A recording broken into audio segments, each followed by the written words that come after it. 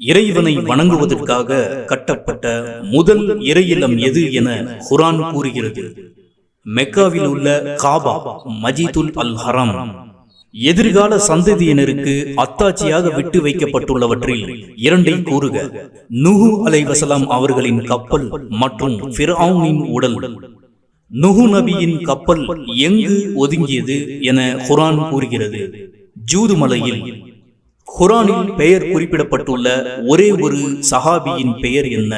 ஜைத் பின் ஹாரியத் ரலியல்லாஹு அன்ஹு. ஷைத்தான் எந்த இனத்தைச் சேர்ந்தவன் என குர்ஆன் குறிப்பிடுகிறது? ஜின் இனம். இஸ்ராயலின் வழித்தோன்றல்களுக்கு கடமையாக்கப்பட்ட வணக்கங்கள் என குர்ஆன் குறிப்பிடப்படுபவை எவைகளை?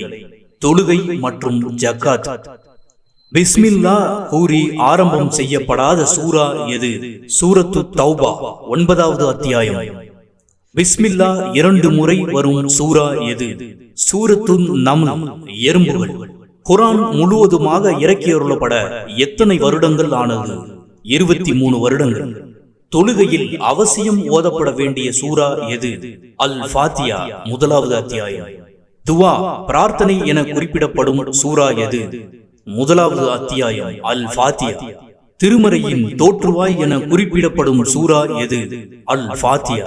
குர்ஆனில் பெயர் குறிப்பிடப்பட்ட ஒரு பெண்மணி யார்? மரியம் அலைஹிஸ்ஸலாம். நபிமார்களில் பெயரால் எத்தனை சூறாக்கள் இருக்கின்றன? 6 சூறாக்கள். சூரா யூனுஸ், சூரா ஹூத், சூரா யூசுப், சூரா இப்ராஹிம், சூரா நுஹு, சூரா முஹம்மத். ஆயத்துல் குர்சி குர்ஆனில் எந்த பாகத்தில் சூறாவில் உள்ளது? 3வது பகுதி பாகத்தின் ஆரம்பத்தில். அல் குர்ஆனில் இறைவனின் திருநாமங்களாக எத்தனை பெயர்கள் குறிப்பிடப்பட்டுள்ளது? 99 பெயர்கள்.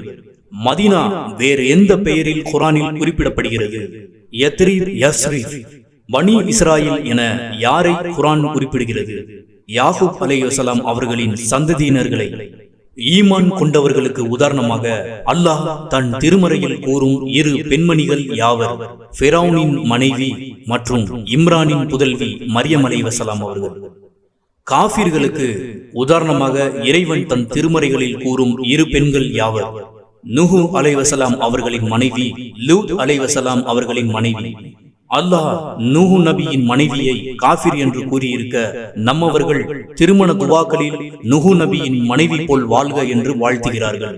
நூஹு நபிக்கு பாரிசா என்று நல்ல மனைவியும் இருந்ததாக இதற்கு ஒரு கட்டுக்கதையும் கூறுகிறார்கள்.